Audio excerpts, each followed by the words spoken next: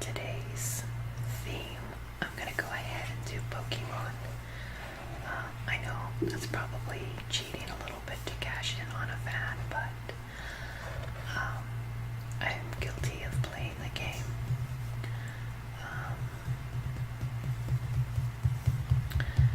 Everyone around me has kind of played, and I resisted for a full week before getting into it because I tend to be a little obsessive.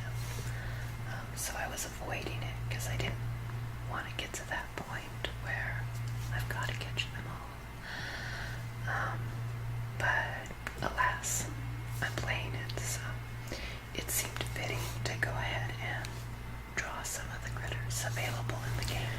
So first up, we're going to go for the infamous Pidgey, since, anyone who's played the game knows there's a lot of those, and the running joke is that they're everywhere and they're pretty much useless unless you want the XP from evolving them 100 times over. They're definitely not a very high-powered critter.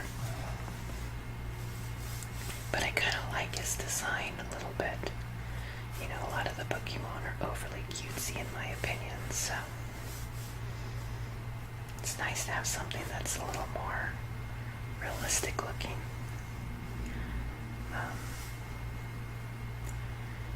I did do some preemptive drawings.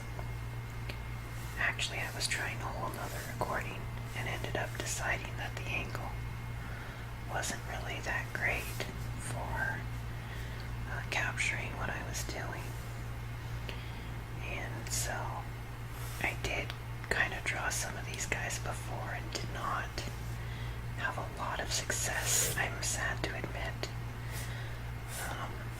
They're not kind of my style, I guess, even though I sort of cheat and I'm just doing fan art. I still have a particular kind of fan art that appeals to me,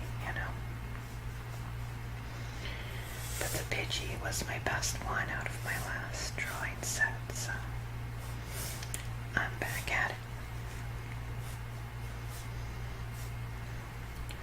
I don't mind capturing the Pidgeys when I have the Pokeballs, because right now I really want the Stardust. I've got some okay-ish critters, but they could be higher powered, and to do that you both need the candy and the Stardust. And currently I kind of find the candy easier to come by than the Stardust. It's kind of ridiculous how much of the stuff you need once you get a little higher up, because it sort of seemed to me like an endless resource when I first started playing. Oh, how things change, right?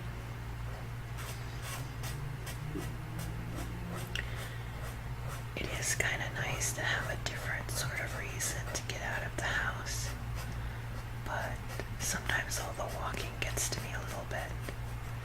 In my job, I have to move a lot, so you'd think walking would be no big deal. But walking uphill, downhill is a bit different than running around my bakery. So, it's been kind of interesting to notice how difficult it was for me to walk, and the fact that I actually am starting to get a little more, what's the word, fit in a sense, at least better at walking uphill and downhill, so that's something.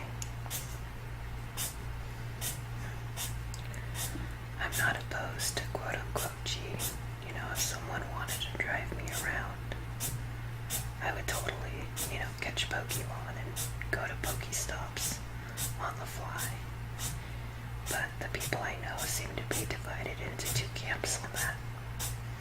For example, my sister, that's how she does a lot of her egg hatching, which if you play the game, you'll know that they'll give you Pokemon eggs, and the only way to raise them up is to go ahead and walk enough anywhere from 2 kilometers to 10 kilometers. And so she'll have her husband just drive her around the neighborhood going 5 to 10 miles an hour, and that's how she gets her eggs hatched. My boyfriend, on the other hand, finds that kind of offensive. He feels that that's against the spirit of the game. So if I open my app while we're in the car, even if it's just for a little bit, he sort of just, shakes his head at me. Just too bad his phone doesn't really register GPS very well. And I think we could get him a lot of Pokeballs if he was willing to drive around, while I went and captured whatever stops happened to pop up for him.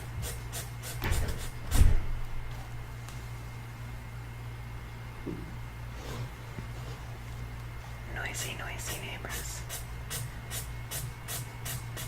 So, anyway, I kind of needed to see what I was trying to draw next after I filled in that big black area. I definitely made this Pidgey far too large to capture on my paper. I noticed that problem has been happening to me a lot more lately, which is funny because I guess you could say I'm normally a pretty small, like tiny area drawer. But ever since I've been doing these videos and trying to draw big, it's like I went in the opposite direction and I started drawing way too big. It's always something, right?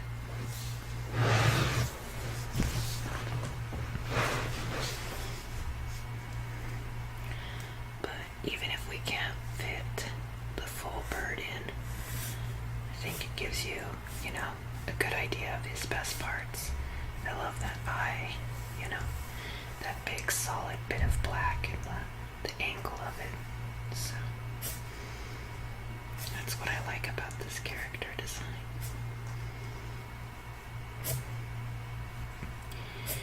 Once upon a time, I wanted to be a storyboard artist. So my habit of trying to copy other people's style was actually useful. And I found that I'm not a bad copycat, but when it comes to, even taking an established character and doing them in perhaps a setting that, they haven't been in, or, just in a certain kind of body language I haven't seen before, I'm not the best at filling in the gaps. It was really an ill-fated attempt to make art my career. If you've been listening, you know that I'm a pastry cook now, and surprisingly it, gives me a good chance to fulfill some of my creative desires. So I did end up doing something with art in my life, kind of, but when I was going to school, it's definitely not the route that I thought I'd go in.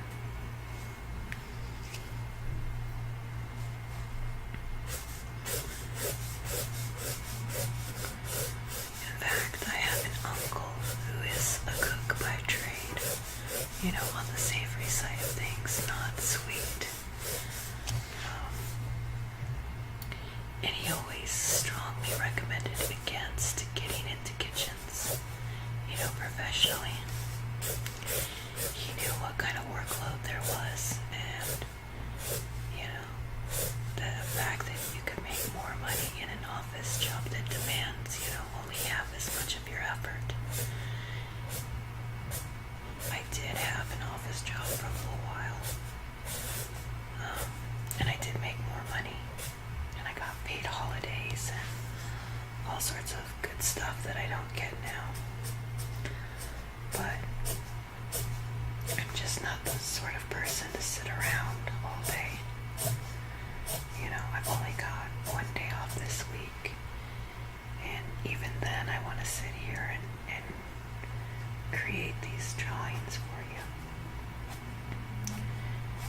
I can't stand a wasted day. So I push on. I'll admit I'm pretty tired. Work has been pretty exhausting.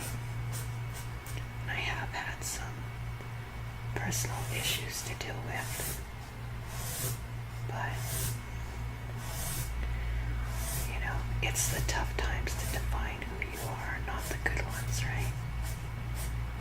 So I keep pushing forward, hoping that one day it'll all kind of settle down and I can feel rested for a little bit.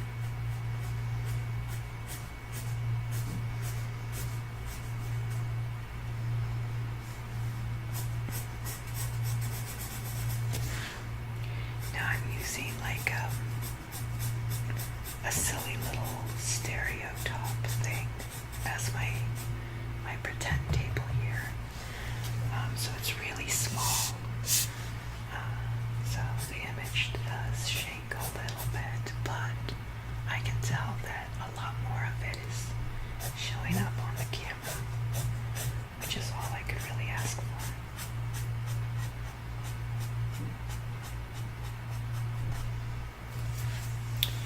And let's see here. That's pretty much all the color I think I'm going to do on this one. You know, if you start doing too much cross-hatching, you know, with these big graphic designs, it looks forced. I almost wish I had left the beak plain instead of trying to give it a gray tone. But, que sera, sera. You learn from your mistakes.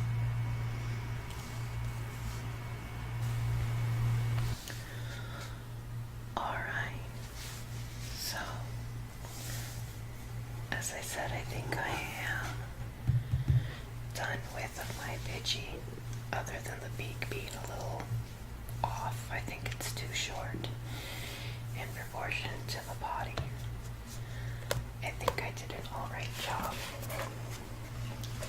So go ahead and show the camera up close here.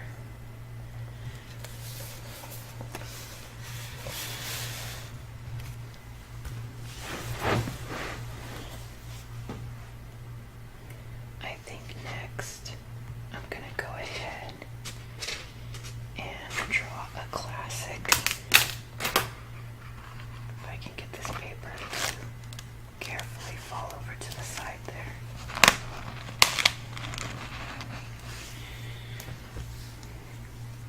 The famous Pokemon is, of course, Pikachu.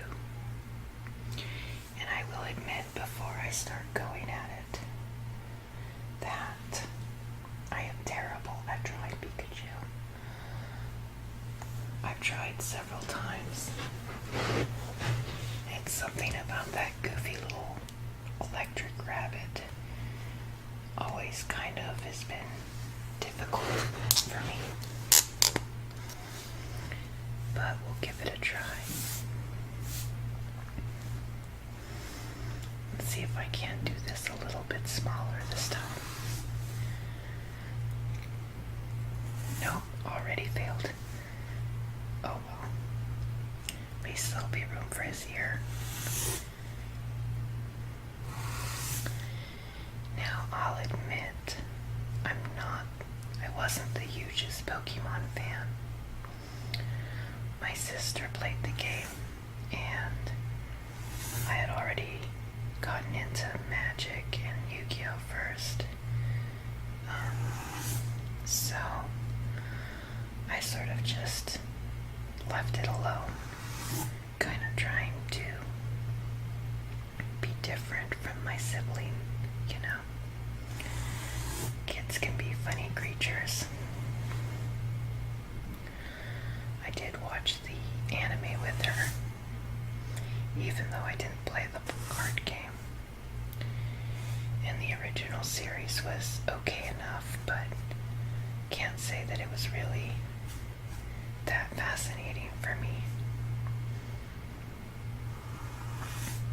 Which is interesting because when I was younger, I was a huge anime fan. not so much these days. I find that after it got really popular, anime that is, that they were just importing too much.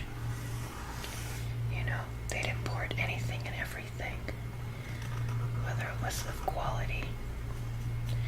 And so it was harder to find ones that would actually appeal to me.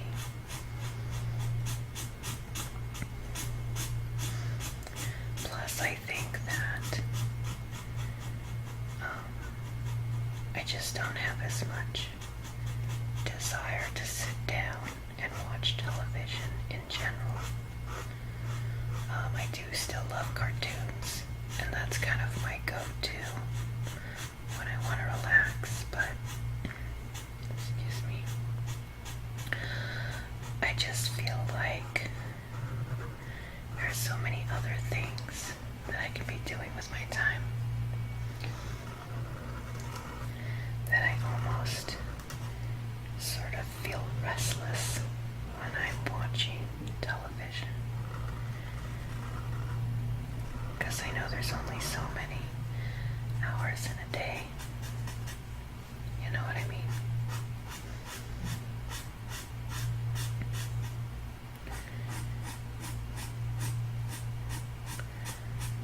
Work keeps me pretty busy, as I think I've mentioned. But that's not all of it. You know, even if I wasn't working like crazy, you know, I still want to do stuff with my time, not necessarily social things. Because I'm not a big people person, honestly. But some sort of enriching activity, usually something artistic, is what kind of floats my boat.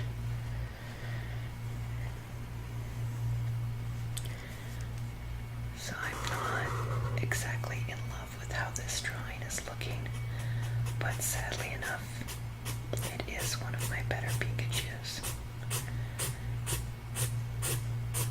Darn electric red. Just not my cup of tea.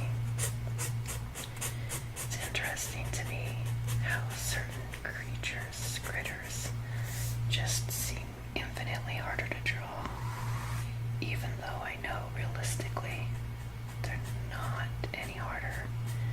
You know, a Pikachu's not harder to draw than, say, a Rattata.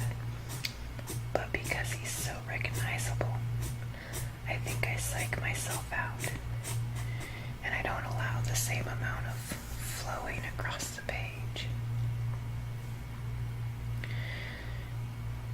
Mind is a tricky thing, and it's so easy to make ourselves believe that we can't do things that we should otherwise know that we can do.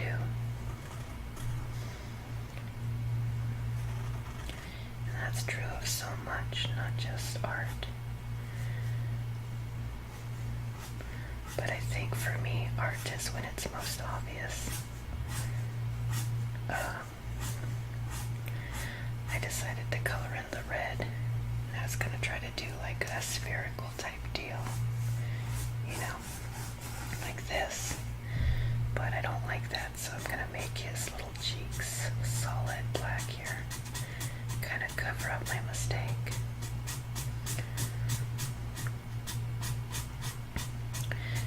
I think that's one of the things I really love about drawing. Even if you're drawing in a permanent thing, you know, right now I'm using the sharpie. But even though it's marker, there's still little ways that you can kind of hide your flaws. You know, kind of pretend that you meant to do whatever you did do.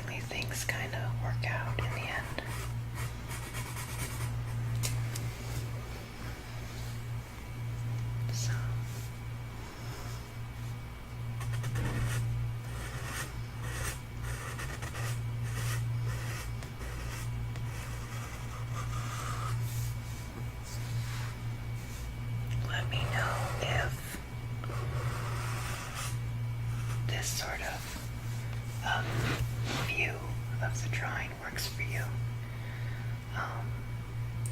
It is good to be, that I'm personally not in the picture as much. Gives you a chance to actually look at my hands move across the paper. But I also, since I know this camera's not the best, I guess I was kind of trying to hide behind my own face to kind of distract people from the camera. Kind of silly, I know, but that's what I tried to do. Anyways, that's what he's supposed to look like, right? And I almost got there.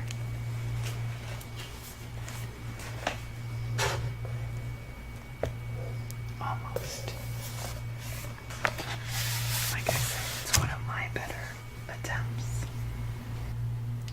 So yeah, definitely not my worst attempt at a Pikachu. I'm pleasantly surprised.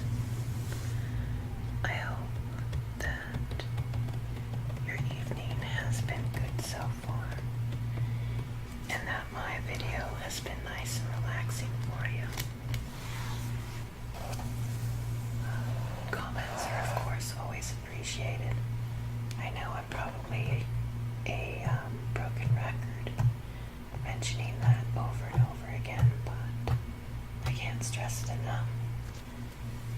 Input is so wonderful.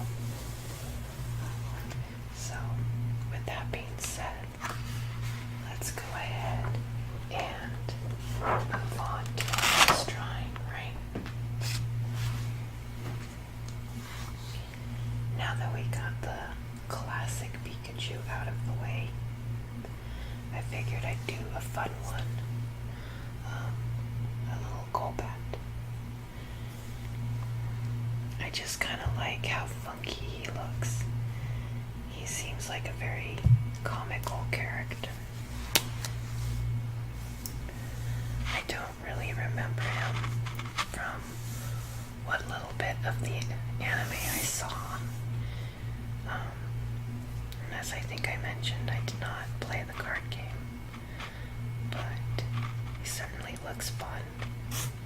He looks quirky, and I like quirky, because I'm kind of a quirky person myself.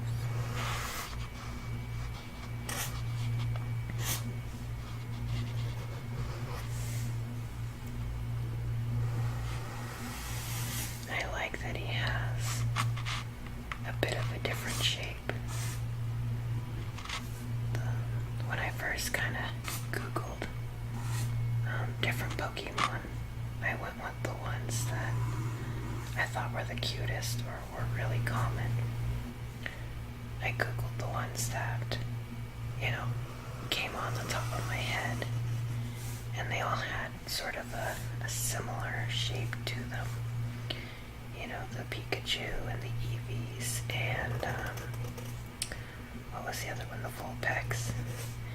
They all had a very similar dynamic to them. And it seemed like a waste to do all the same kind of body type when one great thing about Pokemon is that they really kind of added a lot of different kind of character designs, and they really kind of attempted to make everything look very unique. The classic game Guess This Pokemon, where they just show you the silhouette, and most times you can guess the Pokemon. That's actually a sign of really good character design. When you're learning cartooning, it's kind of one of the fundamentals. How does this look in profile? How does this look as a silhouette?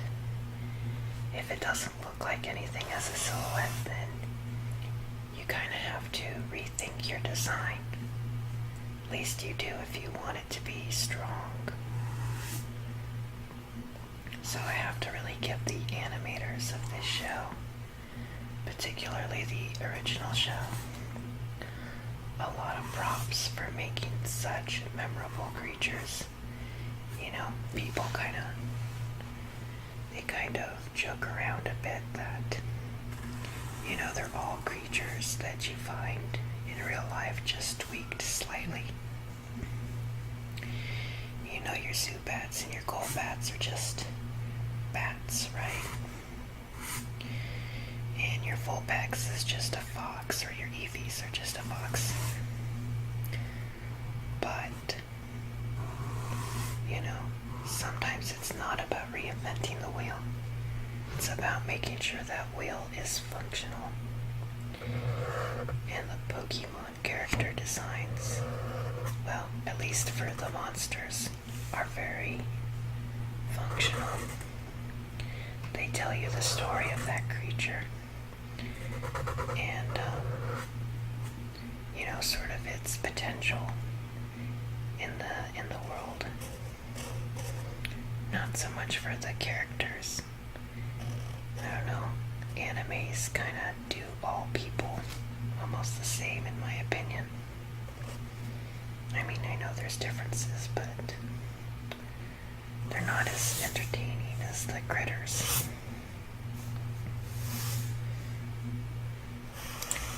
I'm having a lot of fun. He has a lot of flowing lines to him. You know, a lot of concave, convex S-curves going on. And that sort of appeals to me on an artistic level.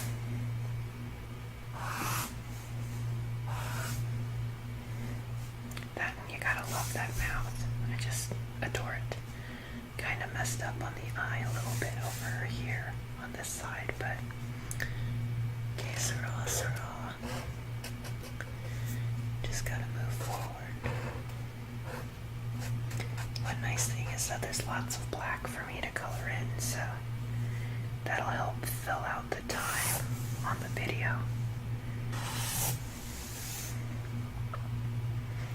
I did try to do a recording of me coloring in an adult coloring book, and unfortunately I couldn't get it so that the camera would actually pick it up, but I'm gonna keep experimenting with that because I think that it'll be nice and relaxing for me and for my viewers, hopefully. Plus, you know, I could easily spend an hour, 2 hours coloring one little drawing. So, it'll make for a nice, evenly paced video. I know I kind of speed up and slow down a little bit on this one. I'm working on having that more calm, consistent tone, but it can be surprisingly difficult. You know, if I'm doing a part of the drawing that's especially energetic, then my voice wants to get energetic to go along with it, you know. And I think as, you know, a species that loves to talk, that makes a lot of sense. You know, you want what you say to sort of match what you do. That's why we talk with our hands so much, right? There's that whole stereotype of, you know, bada bing, bada boom. That exists because it adds emphasis to our words, I think. Plus, we get so energetic that it has to go somewhere. And it's better to flail your arms around than, you know, to jump up and down or to pace. So, it's socially acceptable to talk with your hands in most cases. But in a case like this, where my hands are doing something that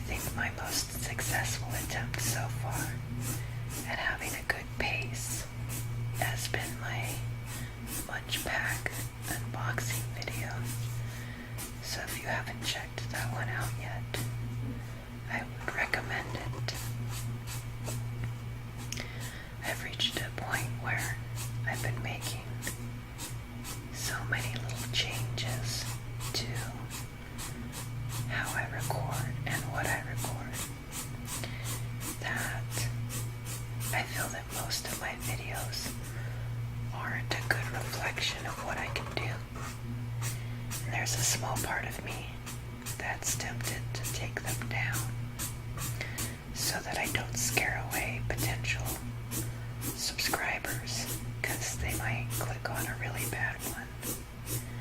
But I have a friend who is, pardon, who's sort of opposed to that. You know, he always wants to quote unquote own up to whatever content he creates, even the bad stuff, because that kind of defines who you are. I don't know if I necessarily agree with that, but it is something that kind of clicks around in the back of my mind. I always have kind of 101 thoughts going on when I make one of these videos. Sometimes I forget which topics I've covered and which ones I haven't. So I might repeat myself a lot. But sometimes repetition can be good too for relaxing, so I'm not overly worried.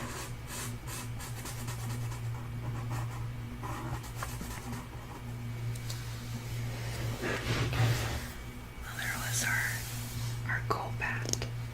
I don't think I'm gonna do any of that extra shading because I haven't liked how it's looked so far today. I usually like to do these drawings in threes. I'm not necessarily superstitious, but the human brain does like things that are in threes. But I suspect this video won't be quite long enough, so I'm gonna break my own self-imposed rule and do one more drawing.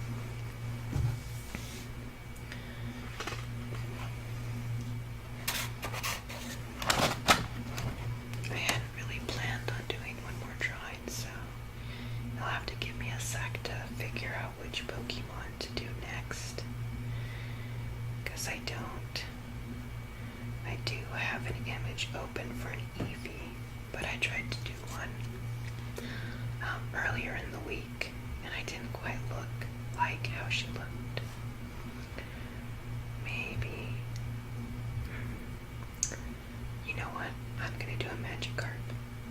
They're so ridiculous that sounds cute.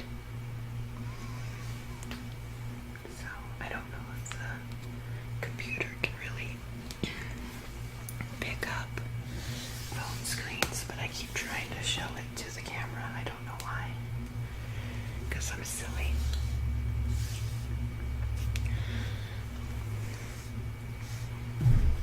The Magikarps are kind of funny in the game.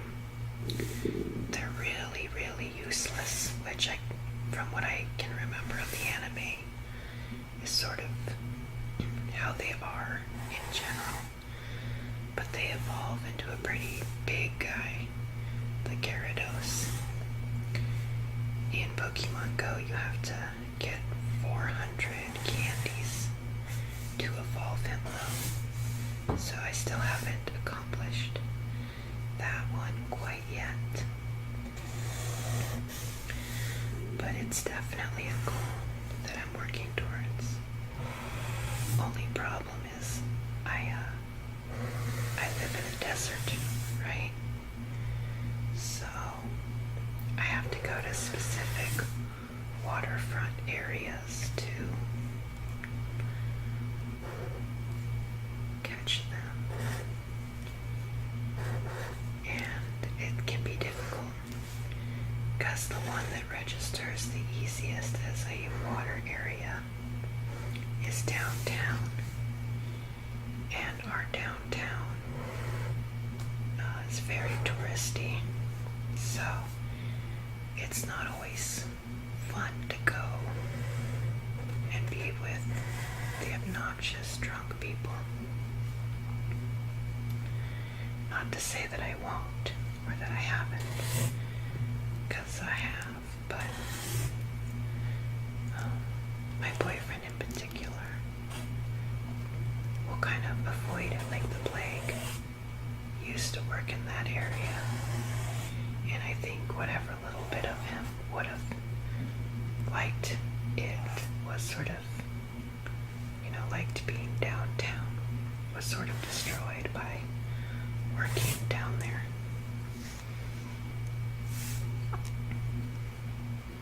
I definitely noticed that I made this drawing way too big, but that's alright. I'm gonna just fit in what I can and not worry about the rest.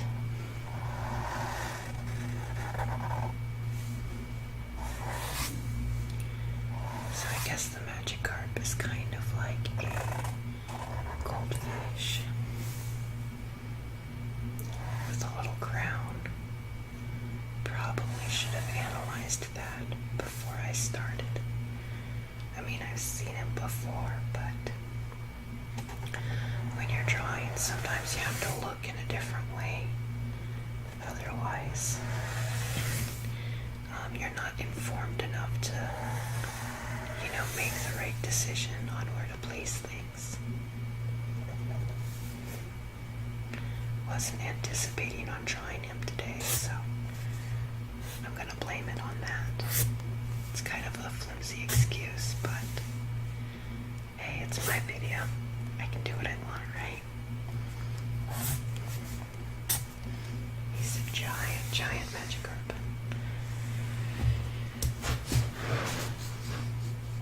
Now, unfortunately, he doesn't have any obvious black areas, so I'll just find some of the dark stuff to color in so you guys can hear that nice sharpie noise. I think it's kind of relaxing to hear it go across the paper.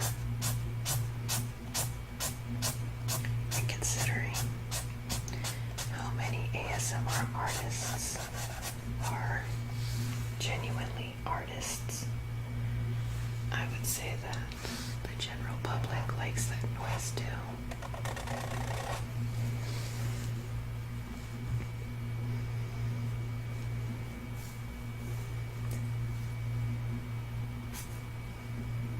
It's kind of funny when you start drawing and breaking things apart. It kind of, for me personally, I notice things in a way that I didn't notice before. Like this area definitely resembles a ground.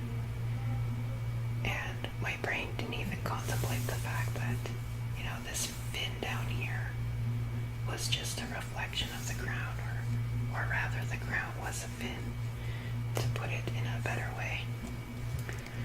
So it's just interesting that I didn't even put that together before now.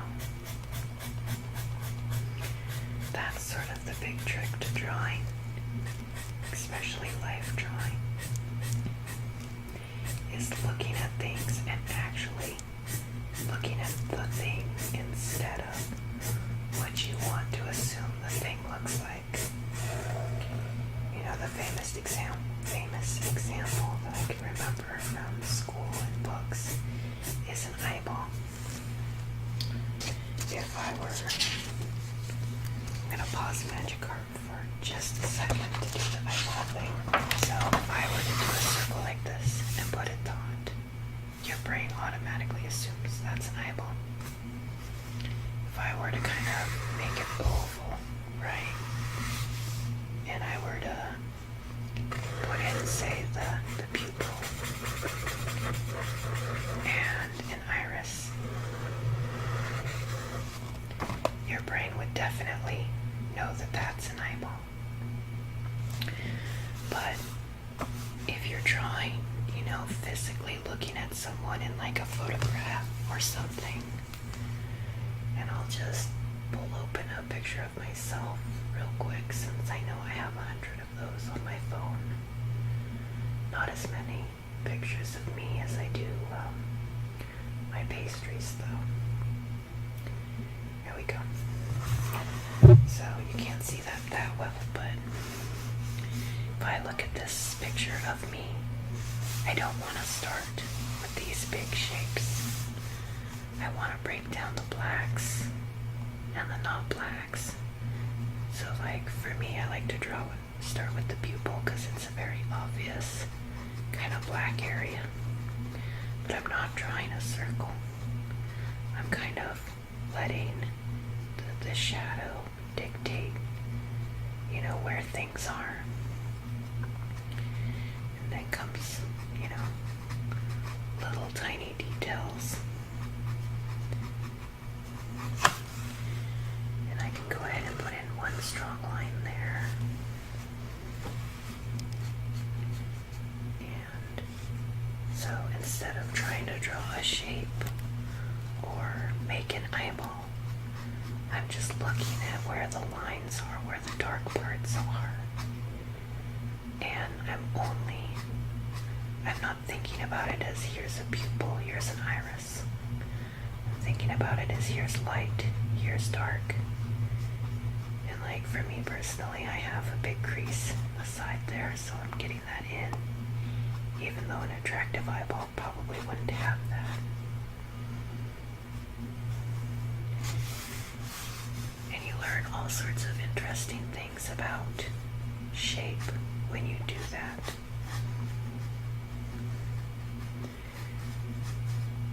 Because our brains automatically, like I said, want to make symbols out of things that we see every day. A big circle with a little circle in it is the eyeball. And then, we all recognize that. But when you take the time to sort of look beyond those assumptions, a whole different kind of shape evolves.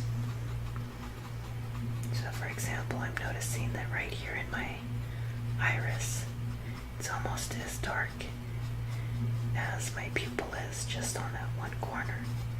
So I'm kind of shading that in and giving life to that little bit. And that adds a lot of dimension. And then I have a crease that comes up kind of unattractively, honestly.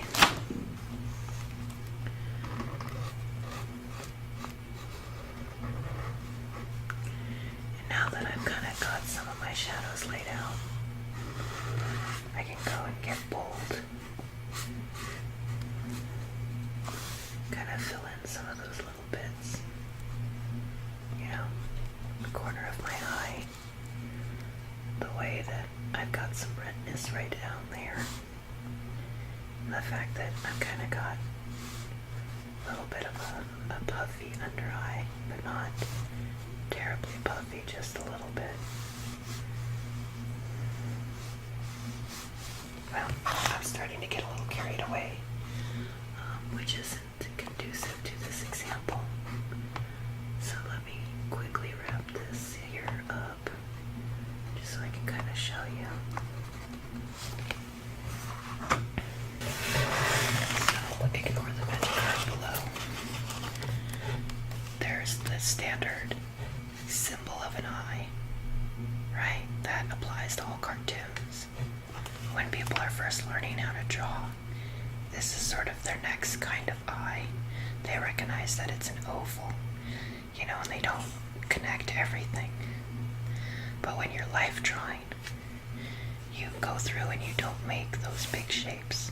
You can, some people do, but generally you want to look at the light and the dark, and it gives you a completely different effect.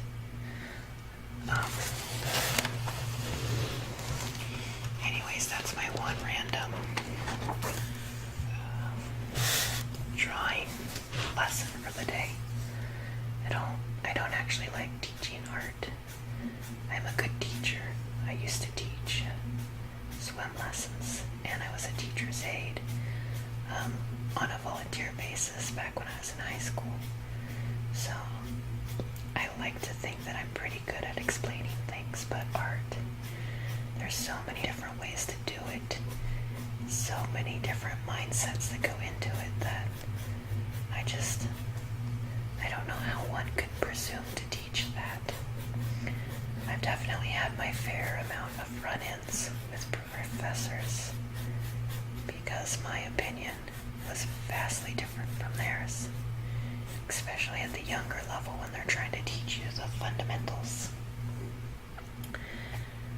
I was fortunate enough that the college I went to was very liberal, so then I almost had the opposite problem, whereas, the technical skill didn't actually matter as much as I thought it should. It was more about what can you say about the work after it's done. Does the work kind of show an opinion? Does it mean something? There was one girl in my class who, for a project, literally folded a giant paper airplane. I forget what her reason was, but to most of us in the classroom that day, it was pretty obvious that it was a big load of BS, but my instructor lapped it up. I think he had long since decided that even BS was valid, because BS is a language of the world, especially the art world. So after that day, I kind of reconsidered if I wanted to be in a museum or not, because before then, that's kind of a goal. Is my artwork good enough to go on display? And after, a few years there, I realized, you can get anything displayed, so as long as you have a good reason for why it exists. And it's not wrong. I'm not one of those people who hate on modern art. But I realized that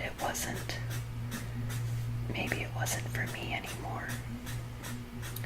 It was kind of bad that I was realizing art wasn't for me in a sense as I'm completing my college education.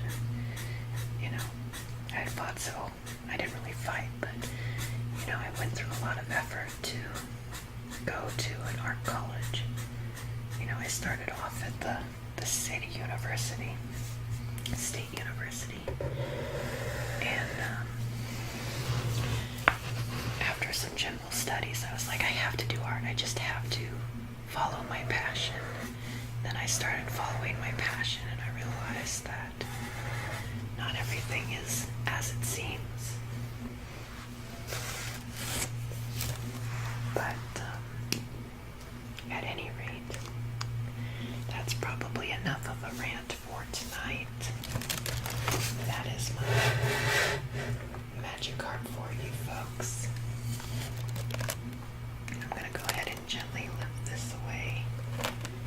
So, anyways, thank you for listening. I hope it was enjoyable. Have a good night.